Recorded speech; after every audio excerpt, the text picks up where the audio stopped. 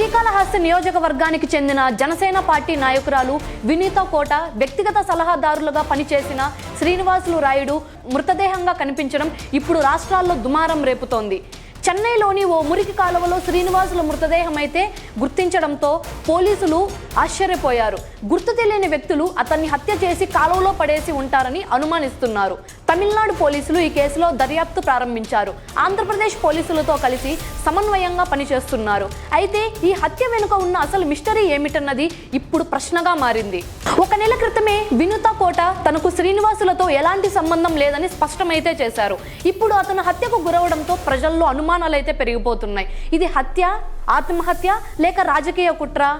వినూత కోట శ్రీనివాసుల మధ్య వ్యక్తిగత విభేదాలేమైనా ఉన్నాయా లేక ఇతర రాజకీయ కారణాలేనా అనే కోణాల్లో దర్యాప్తు కొనసాగుతోంది. ఈ మిస్టరీకి తుది ముగింపు ఎప్పుడు వస్తుందో తెలియదు, కానీ ఇప్పుడు తమిళనాడు, ఆంధ్రప్రదేశ్ పోలీసులపై ప్రజలు కన్నే ఉంది. న్యాయం జరిగే వరకు ఈ కేసు చర్చకు దారి తీయడం అయితే ఖాయం. ఫైనల్గా ఈ కేసు మిస్టరీ గురించి మీరేమనుకుంటున్నారో కామెంట్లో చెప్పండి. ఇలాంటి మరిన్ని ఇన్ఫర్మేటివ్ వీడియోస్ కోసం మా రన్ టీవీ తెలుగు ఛానల్ని సంప్రదించండి. నేను మీ శాలిని ప్రియ.